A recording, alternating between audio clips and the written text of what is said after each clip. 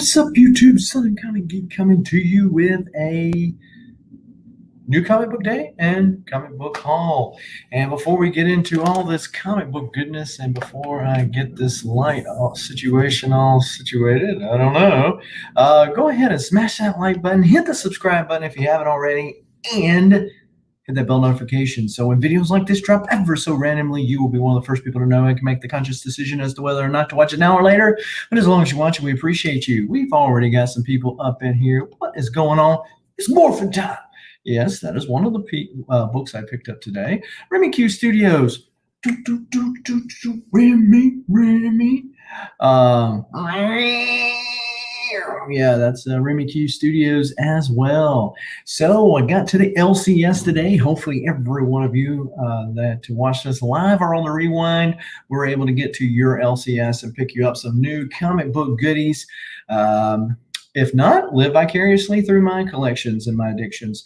But anyway, I'm out of town this week, or at least the next few days. I'm in Georgia now, but in coming through Alabama, I stopped at a comic shop, kind of off the beaten path, scouring eBay for a TMNT #1, no luck, on a good price. Yeah, you're right. You can find them. It's not a good price.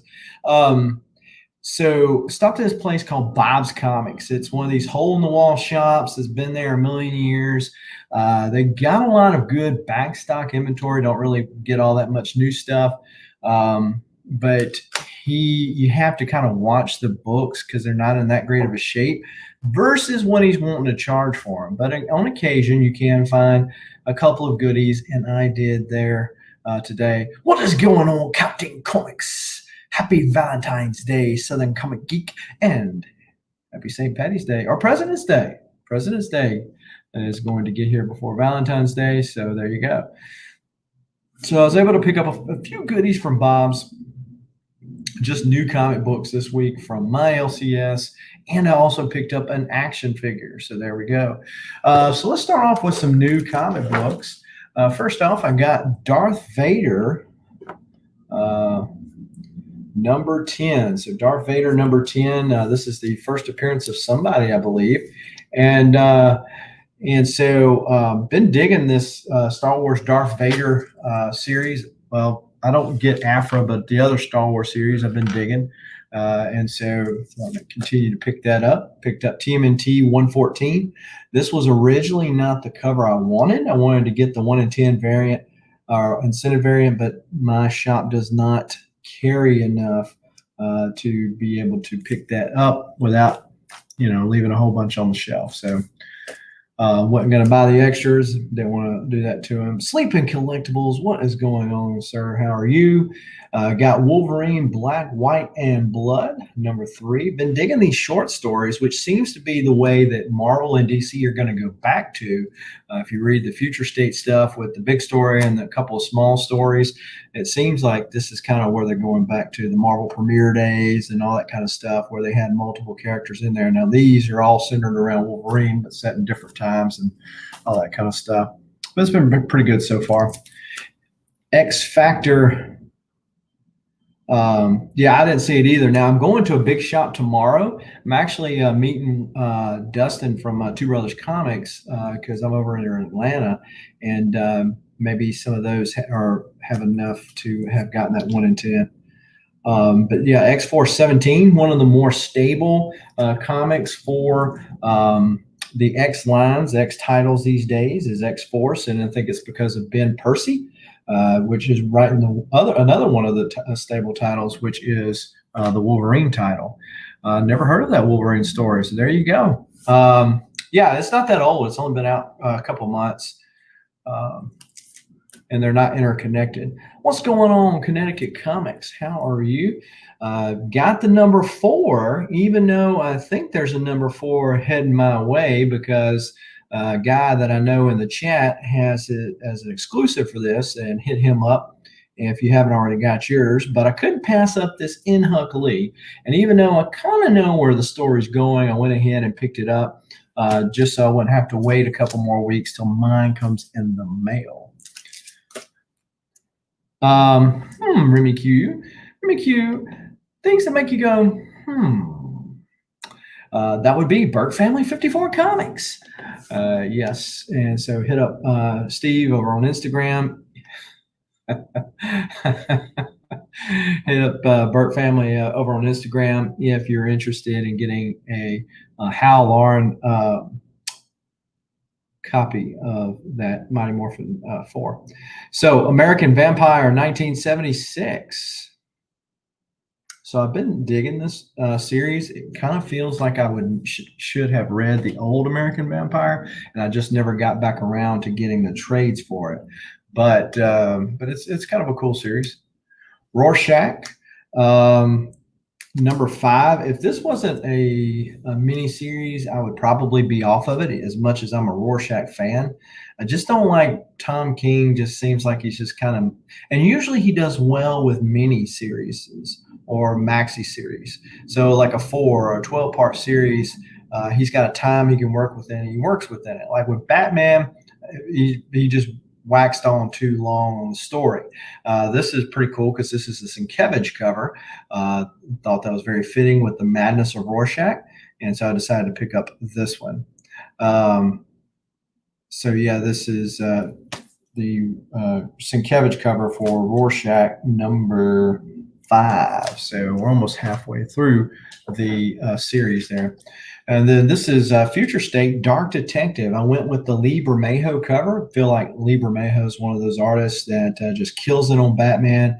And I liked this cover over the other one, and I didn't want to get both covers. Yeah, the Watchmen spinoffs, the Rorschach, again, it's not him. Obviously, the original one died. The other one is a black guy, but these people are like just totally separate. So I don't want to spoil it for you, but they're not the Rorschachs you would have known if you haven't been picking up this series. Wolf Blitz, what's up, man? Then we've got Devil's Red Bride number 5. I'm all into this samurai, kind of stuff that kind of had me in. This is the only book that I'm picking up from Vault Comics. This is one of those series that I'm kind of glad it's a mini series because I'm not sure that I would continue it on long term. It's kind of plowing through the plot right now. The art is something that had to grow on me. Sometimes growth on you can be bad, like cancer, not a good thing. So then we've got Erratic. Now, this is only number 3 of a 5-part miniseries. Erratic's a very fun read. I think it's actually listed as a teen read, which is kind of refreshing that I don't have to trudge through adult themes so much, or political, mumbo jumbo that's sometimes in adult comic books. It's funny you call it adult comic books and the people are acting less than adult like, but just saying. But Erratic is just a fun take, kind of an old Spidey take, but the kid has how many minutes is it? And that's all it is for a 24-hour period. So whatever he does, he better do it quick because it's going to wear out. And so it's been a fun read. At the end of the day, they'll probably bring it back in some form or fashion. But maybe it's good. You always want to leave the reader wanting more, not saying when is it going to be done. Hello there, Mr. Gurrell. What is going on with you? Then we've got, so those were my new comic book pickups. Tell me what you think about those and what you are picking up. Maybe I missed out on something. And I tell you what I normally miss out on is not the Marvel or the DC stuff. What I normally miss out on is the smaller indie stuff.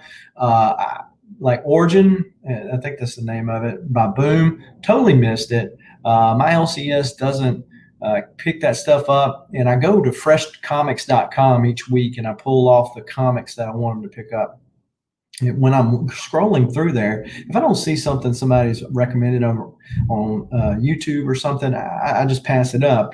Comics are $4 a pop, and you're talking about needing room and all that other kind of stuff.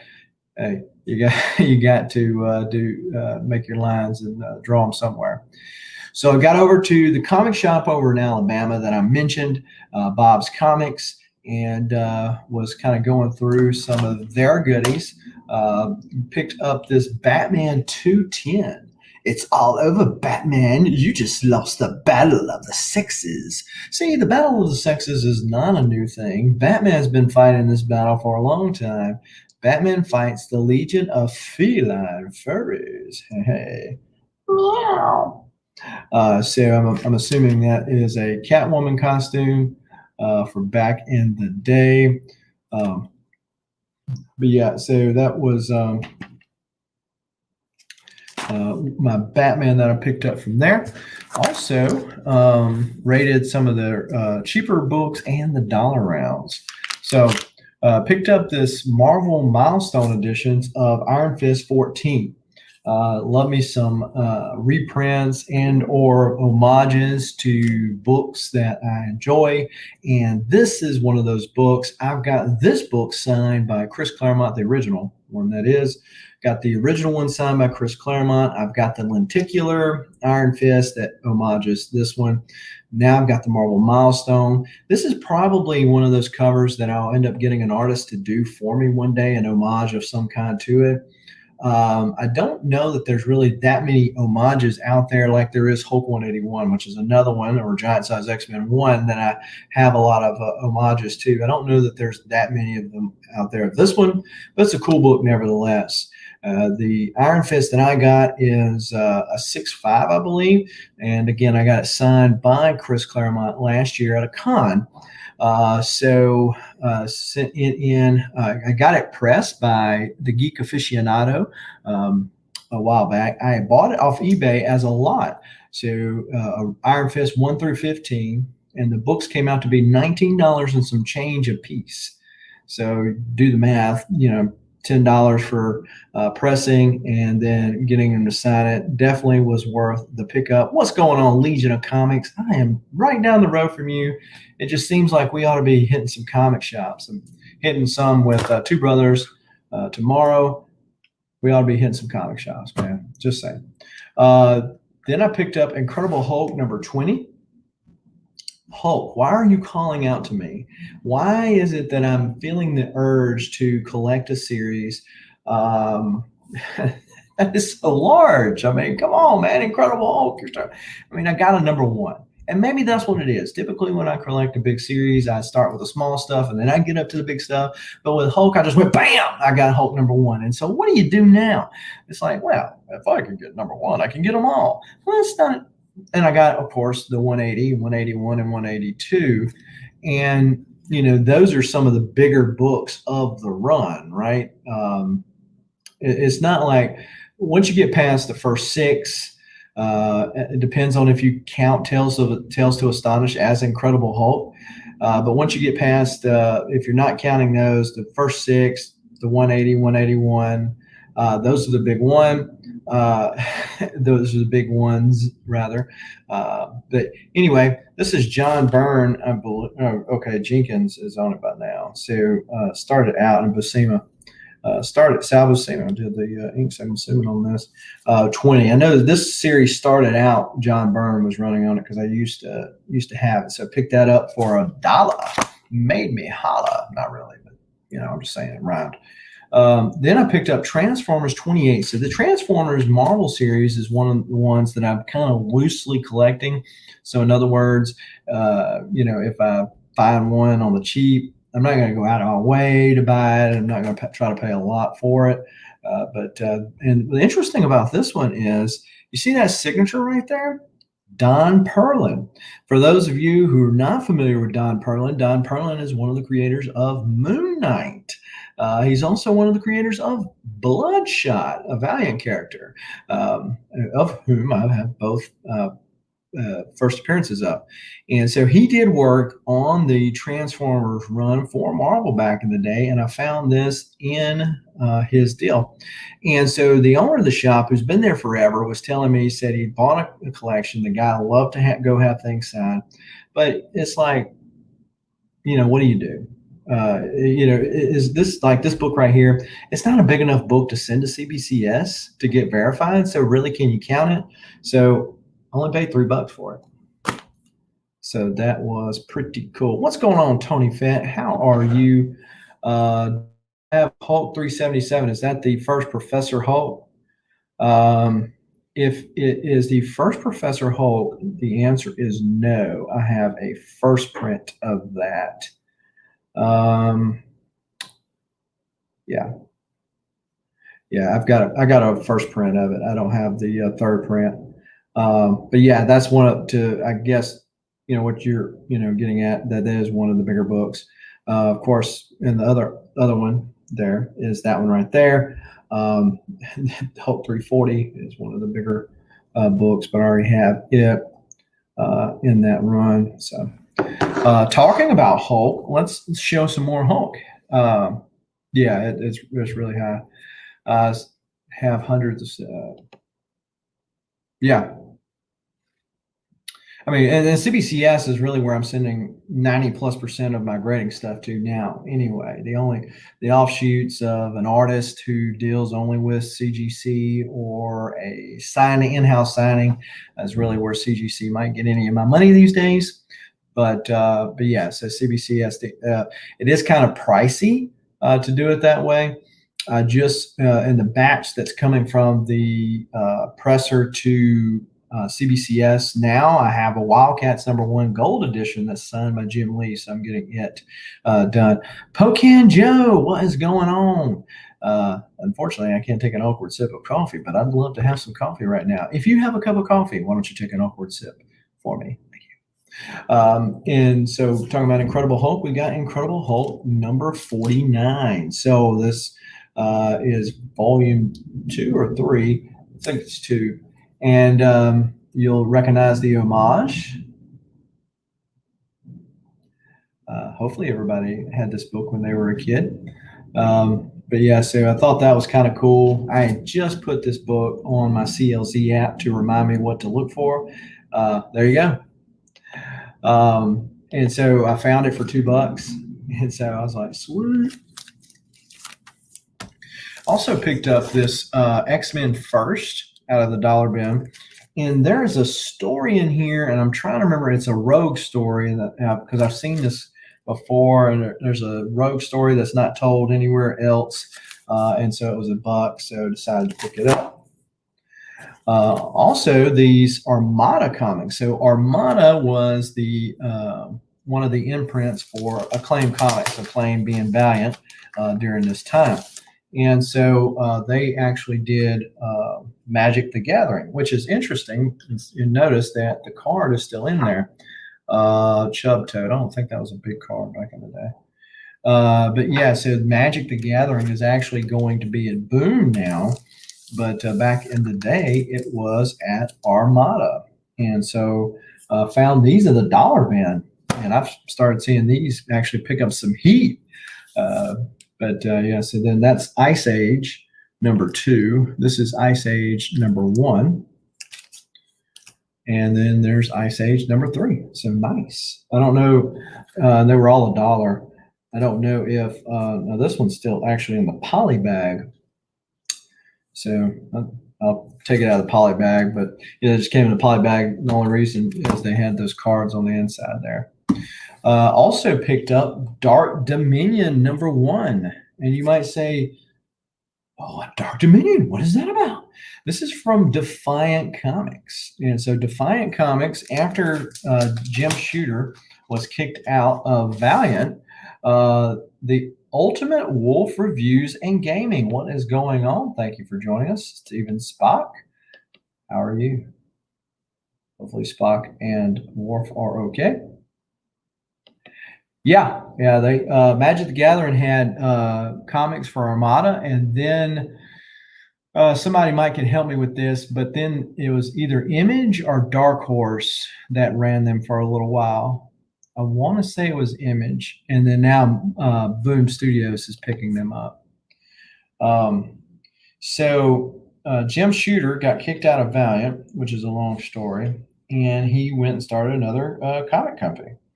And so this Defiant, that you can kind of gather where they got the name from, was one of those imprints. And so you just don't find these. You're not going to, if you find them, they're normally in the dollar bin, but just finding them is the deal. And so I found Dark Domain 1. And of course, the interesting thing about this, again, developed by Jim Shooter and Steve Ditko. So Steve Ditko, obviously more well known for his work on Spider-Man back in the day. So really cool. Steve Ditko did some of the art for these early Defiants before he left, which is another long story. If you're interested, you can Google that and find out that story. Vincent McLean, the Comic Machine. What is going on, sir? How are you? But yeah, I found Dark Dominion number 6 as well. We got Detective Comics 51. This is from the new 52 run of Detective Comics. I told myself, Jason, do not get into Detective Comics. So I've got all the rebirth of Detective Comics, and now I'm working on 52, which is very dangerous because that's exactly what I did on my Batman run. Tell you what. Was there a series called Nerds of the Round Table? I don't know.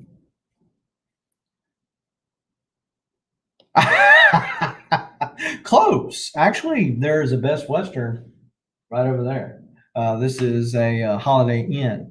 So very close, though. I also picked up Deathblow number 15. Deathblow being I guess a Wildstorm / DC property now. Jim Lee owned them at Image, and so this is the Image run.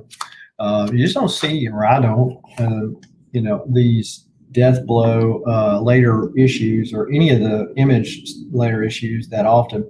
14 out in the wild. Then there's 13. Number 12.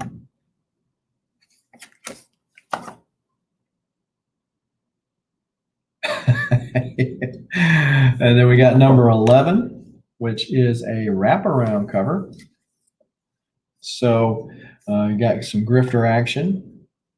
And then you got one of the Wetworks, which is Will Spertasio. And then you got Backlash, maybe? I think the name is that character is. We got Deathblow number 10.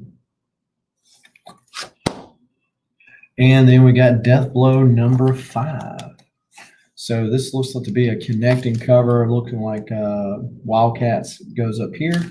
I have to look at my Wildcats to see if I have that particular cover, because they actually had another 5. I didn't want it enough to where I would pick up both copies, even though they were only $1. Did I go to A1 Comics? No, I did not. Where's A1 Comics at? So I also picked up Transformers number 73. So this is one of the later issues of the Marvel Transformers run. So if you are familiar with this particular run, you know that these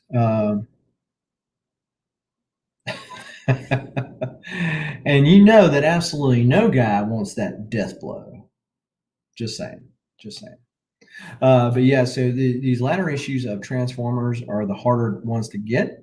The number ones are, obviously the more expensive. The first couple are more expensive. But yeah, so this is the one of the latter issues. It's hard to find. Also picked up this Morbius, first appearance of Morbius. Yeah, that's right. Don't get all shocked and go, oh! No, this is the facsimile cover. Don't know when this came out. I haven't seen this anywhere. I saw it today. Decided to go ahead and pick it up. But this, because I think I'm actually going to end up getting the first appearance of Morbius. I better get it before the movie finally comes out if I want to pay a decent, respectable price for it, because otherwise it's going to, be out of range.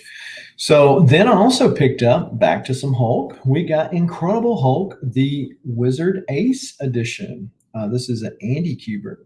Yeah, Andy. I get Andy and Adam mixed up.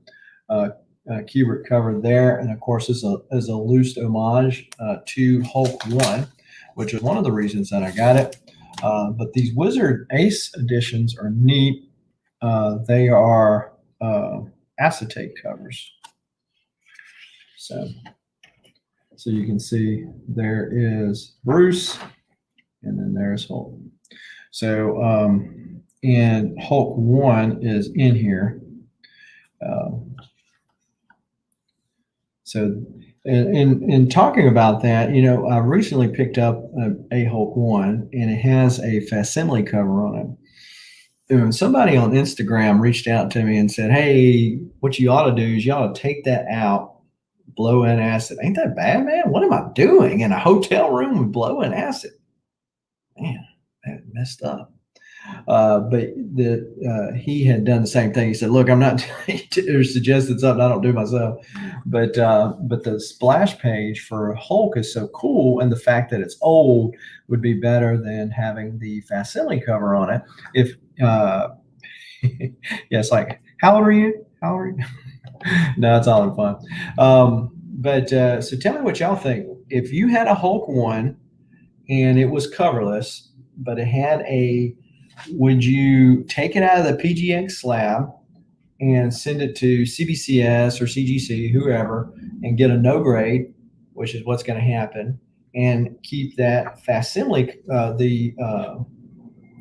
the splash page, which that's the splash page, or would you keep the facsimile cover, which that's what the facsimile looks like, just like the original one? Which one would y'all do if y'all had one? And those were all the options to you.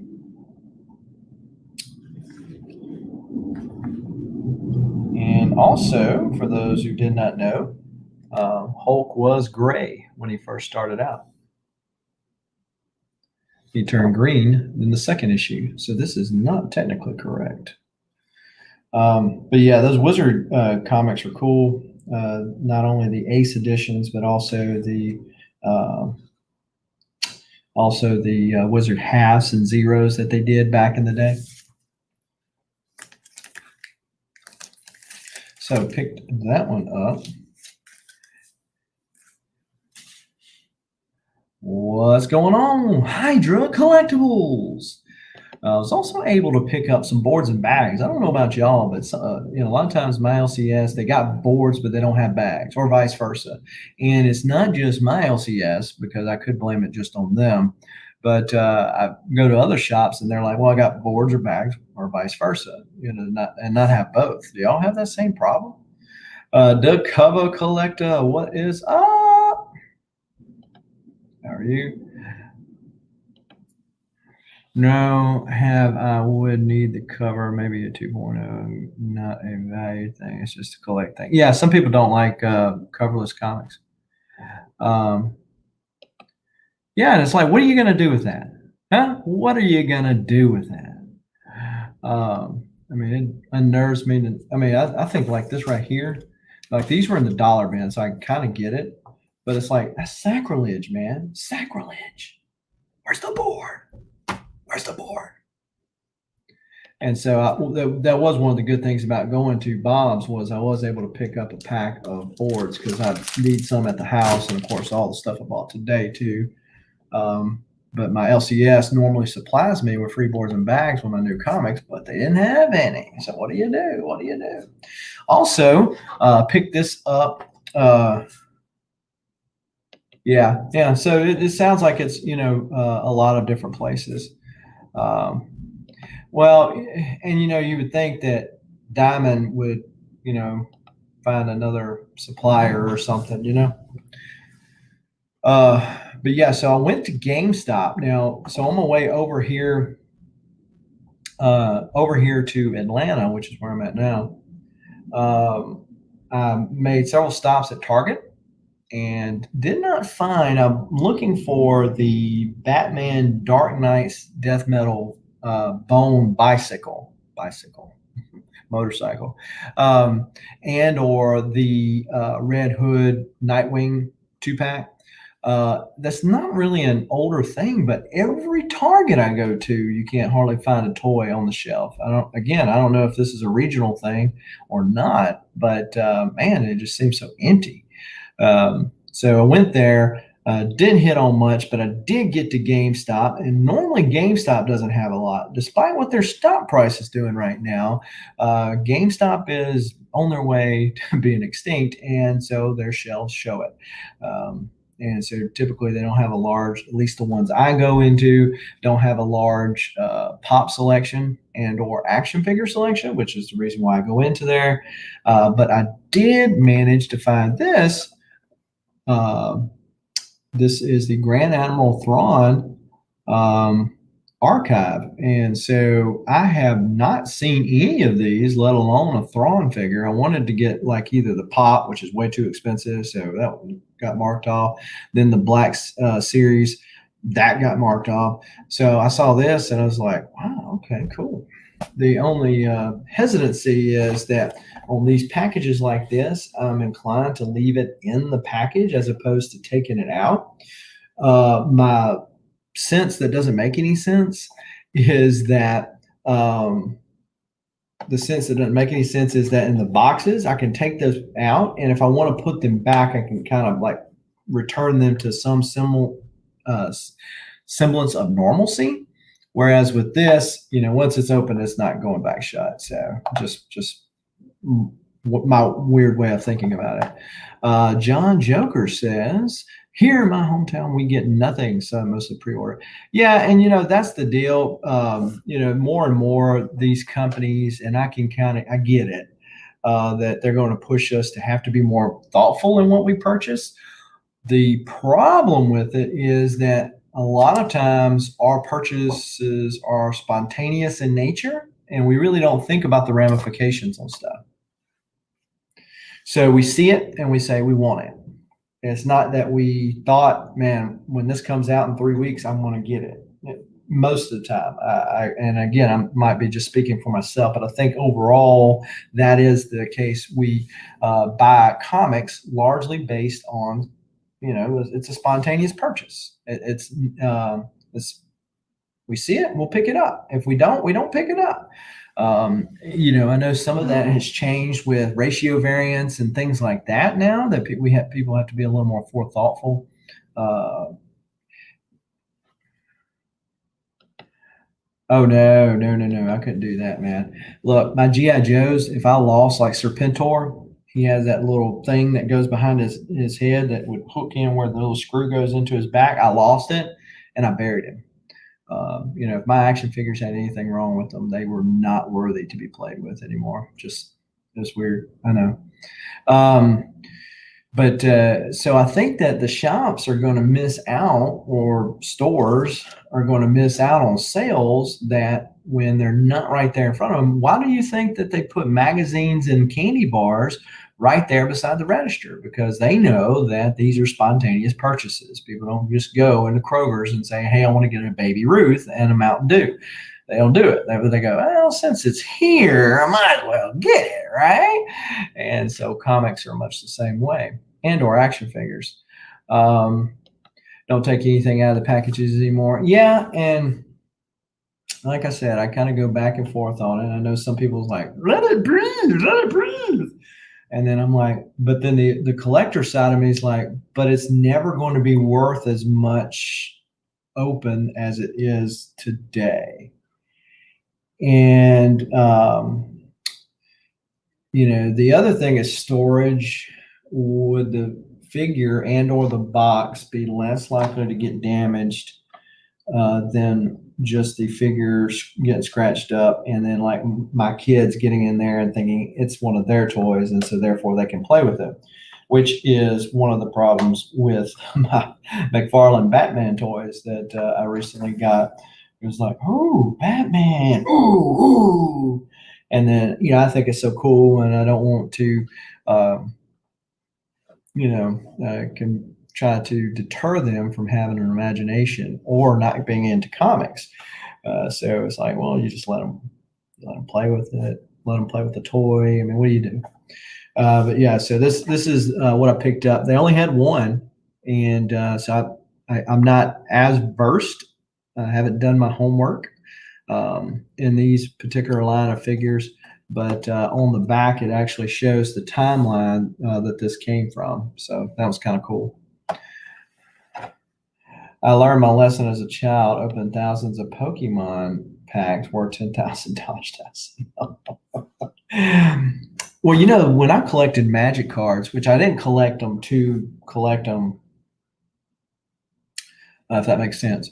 When I was collecting, I was playing Magic, but that Magic was something I never understood. So, like with a comic book, I can be very careful, read it very carefully, put it back in the board and bag, and seal it away nice.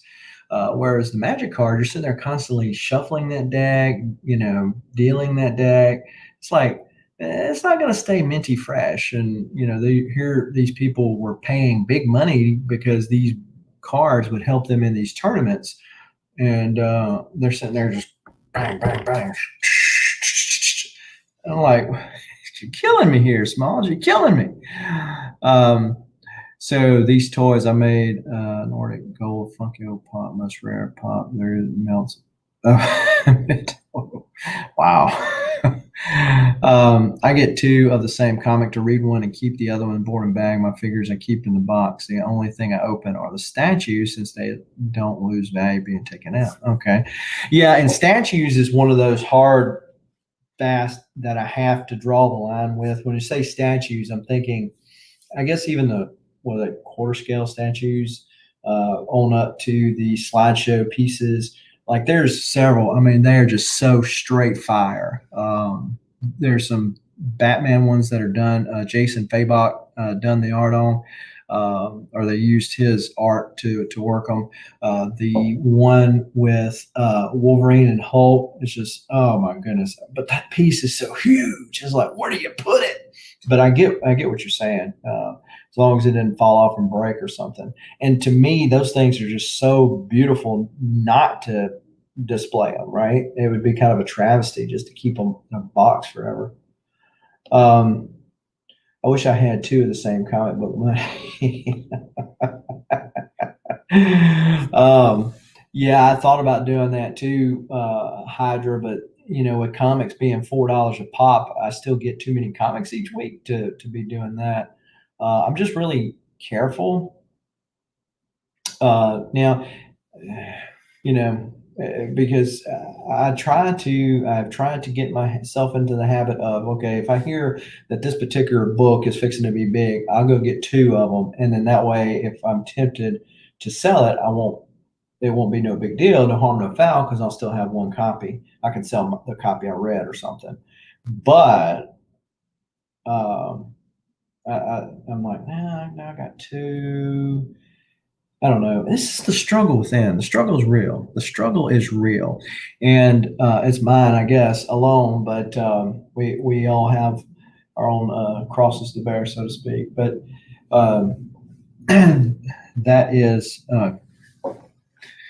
kind of the weird deal. And space is usually the thing with collectors, is trying to find a space for all this stuff and to display it.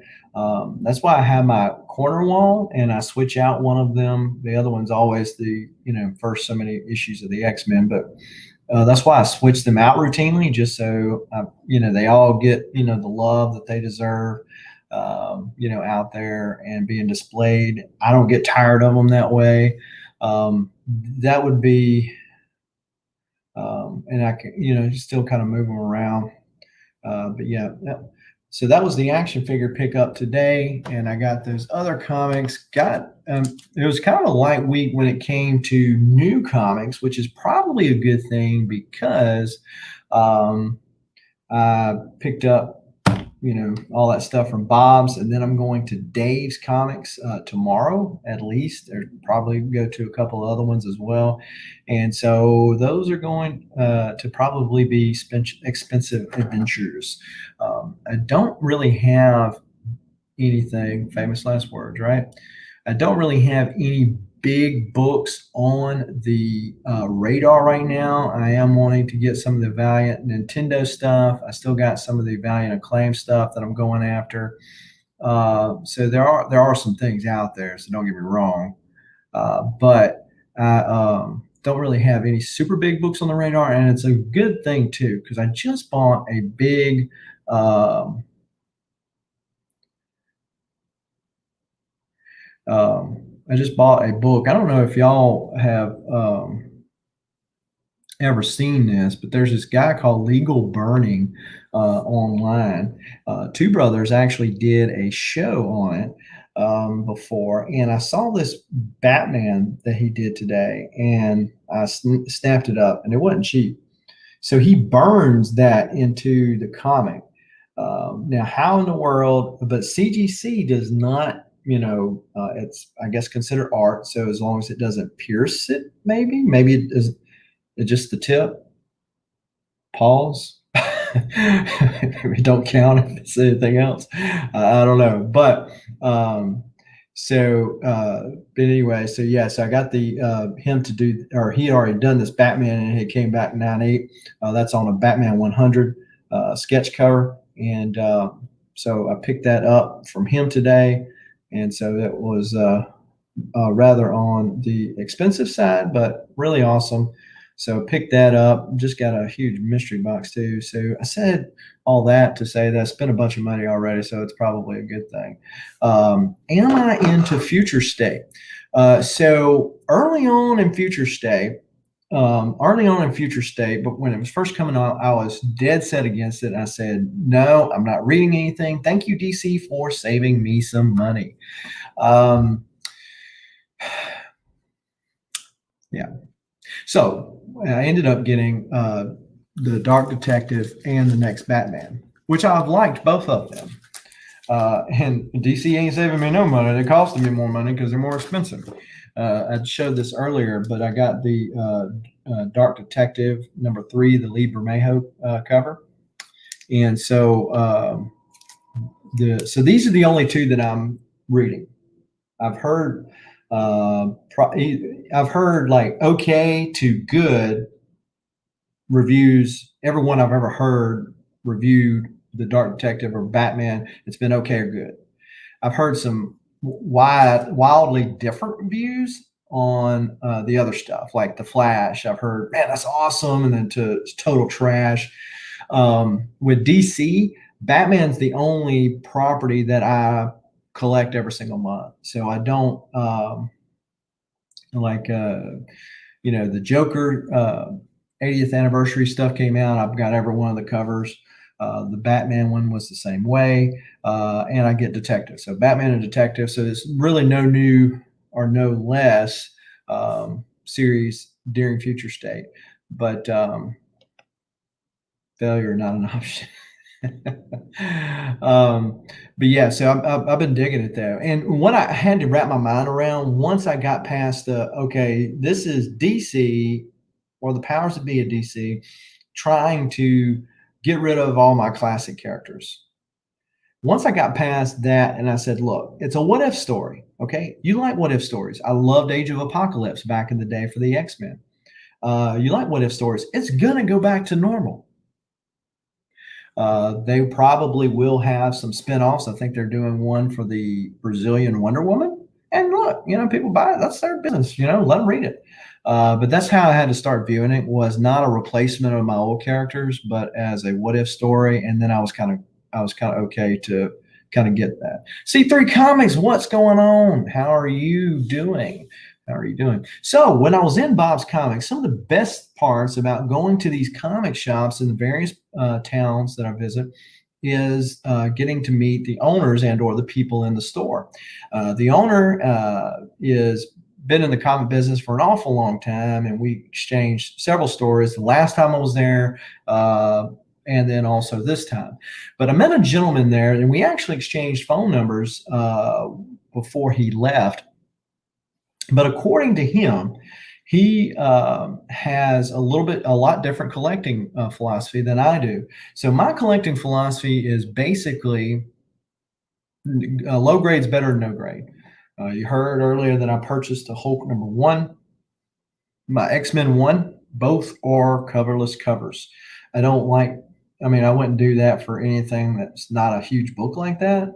But I'm okay with the facsimile covers on those particular books because they're just so big. He's not that way. So, matter of fact, he according to him has the largest collection, census collection, meaning that it's all CGC. So that's not saying it's the largest in the world because people have raw books, they have CBCS books, those type of things. But according to the census, the sixth largest collection of Fantastic Four books. And I was like, wow, that's pretty impressive. And so the ones he's missing, of course, he's got a one, and so several of the earlier ones. The ones he's missing, the first Doctor Doom, and I was like, ugh, kind of waited late on that one. But anything below 150 is a 9.8. He doesn't want it in his collection if it's not a 9.8. I'm like, dang, dude. Matter of fact, he goes to the extreme now, even on my X-Men collection. So I have X-Men, Uncanny X-Men volumes 1 through 5. I have X-Men volume 1 through 4. I have X-Men Legacy, which picks up the legacy numbering from the original X-Men, Jim Lee X-Men run. So I have all of those X-Men legacies. I have all of X-Men Gold. I have the X-Men Blacks. So I have a pretty extensive X-Men collection. But even with that, I don't have every single cover. Back in the day, X-Men 1, kind of changed things. But back in the day, you really didn't have all these variants. But there were things like 35-cent variants or other change variants when they were testing markets out to see if the comic market would pay for more expensive books. There's like X-Men 100. I mean, not 100, but 101, 99. There's some 35-cent variants for that. I didn't get those. I don't care to. Now, I wouldn't mind having the 35-cent variant for that Iron Fist 14. That's a pretty expensive book. Or the 35-cent variant for Star Wars #1. That's an even more expensive book. But to me, as a completionist, I'm okay with not having that and saying I have a complete collection. He's not that way. So he is going after the 35-cent variants and so on and so forth. So that's pretty extensive. But he's only doing Fantastic Four. So when he got back into collecting, he's only doing Fantastic Four. And so that was pretty cool talking to him for quite some time.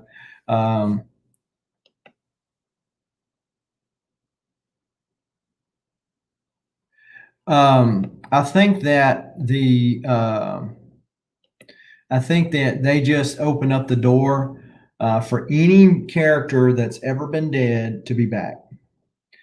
And they also open the door, of course, the Multiverse of Madness. This is going into the Multiverse of Madness and Spider-Man 3, which are all going to be interconnected. But I think that she just opened up the door for mutants too.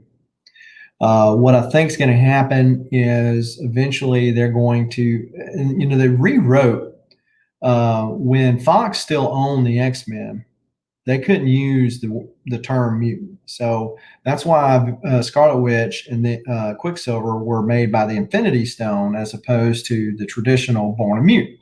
Matter of fact, the people that were ahead of Marvel at that time were so mad that Fox owned the rights that they basically tried to kill off the X-Men. They brought us Inhumans, and they thought that was close enough and that people would love it. They even gave us a crappy TV show of it. But they found out that people still liked the X-Men. So eventually worked out. Now they have the movie rights back. So I think that, and so in the comics, they even wrote Scarlet Witch to find out that retconned her and Quicksilver to find out that there really weren't mutants. Even on the House of X, the X titles that are going on right now, they say that she's the deceiver or the defiler or whatever they call her, something. And but I think that they're going to rewrite them into be mutants, and she's going to be the connecting key to the mutants and the universe. So I think that she's essentially going to do open up. Whether she does it by the end of the show or in Doctor Strange, I don't know.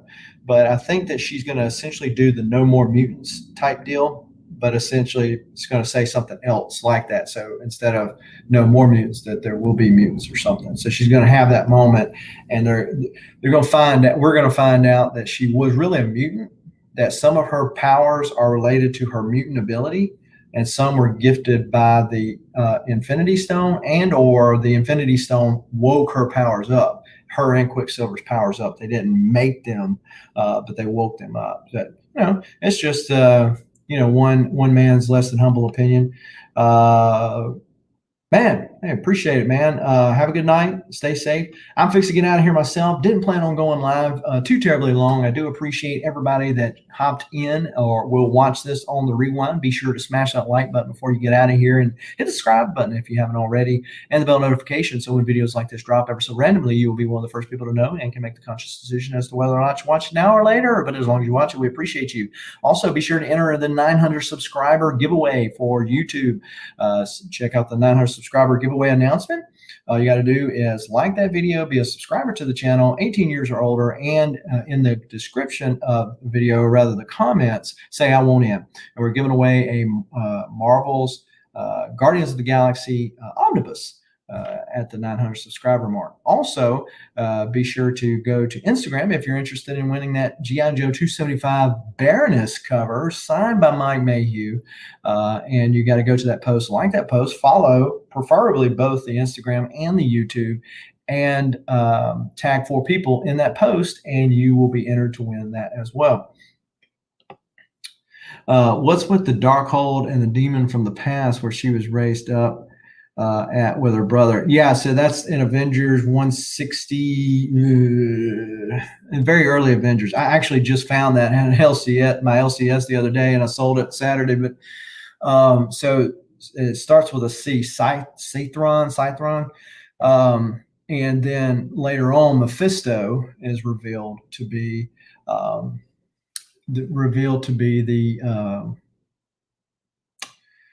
guy behind allowing the babies to come to life.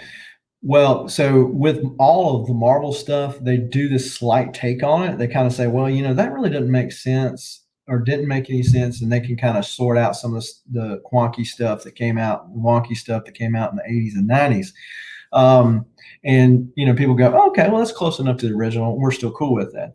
I think that what the other thing that Marvel has to think about is China. They want all their stuff released in China. And so that was why, to my understanding, why the Black Widow and the Taskmaster character does not have the traditional skull that we know him in the comics as, was because China was going to have a problem with that. So when they release these things, they got to think about the worldwide market. So China's the next big market. And I've heard that they had a problem with Mephisto. So it might go for a while that they insinuate that said character, maybe Agnes, or is really possessed. Yeah. Well, I don't think Wanda is. Now that's the story, and yeah, thanks, Comics by the Cover. That's the demon's name, but yeah, I don't know that she is. I think that because when the dog died and Agnes brought the dog up, they wanted her to bring the dog back. She said, no, death can't be, there's just some things she can't get past. I think that was Mephisto or the Scython or whoever is pushing her buttons to make her think that it was possible. And then, of course, Pietro came back. So I think that, yeah. And it is a hexagon. So all the little things are there, and it very well might be. As a matter of fact, Marvel and how Kevin Feige and all those people keep all that straight, they've got to know their stuff, because and they're thinking like way down the road with it, because if you think about what are they going to introduce next. Now, they tried a little on Hulu with the Son of Satan, or what's his name, but that didn't really fly over that well. I think that they're going to bring in the Midnight Suns. When I say the Midnight Suns, so Doc Strange, if you remember the Midnight Suns from the 90s, Doc Strange was one of them. He's already here. So who was the Midnight Sun? Ghost Rider. So another one, Blade, We know Blade's coming.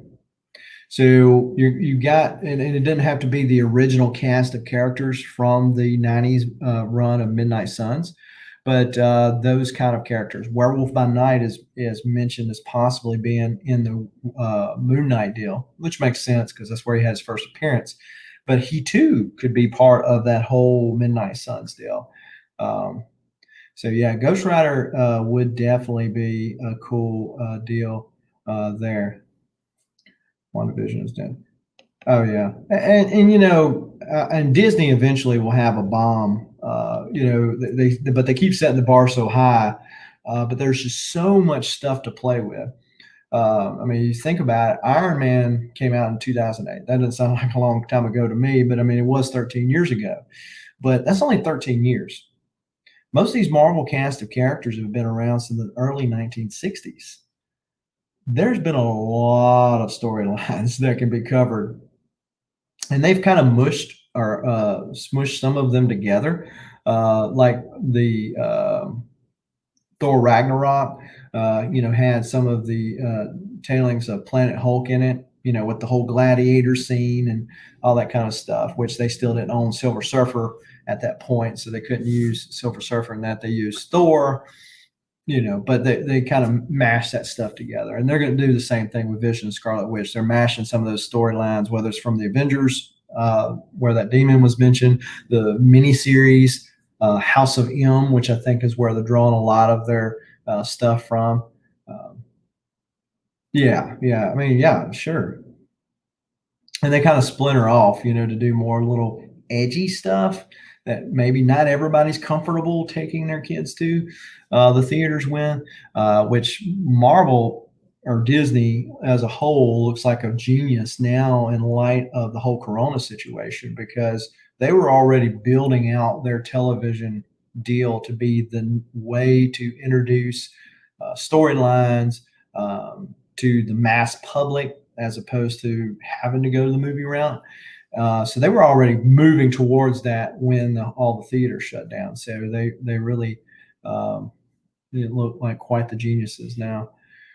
But I do appreciate everybody for showing up. Appreciate the interaction inside the chat. But be sure to enter those giveaways if you're interested in either two of those giveaways that I mentioned. And hopefully everybody stays safe. Grab you a good book to read. And hopefully you'll get by the comic shop sometime this week if you haven't already. Until next time. Black Panther. Black Panther's going to be cool too. Be interesting to see if they do the Shuri thing, the Killmonger thing. They've got a lot of ways they can go. But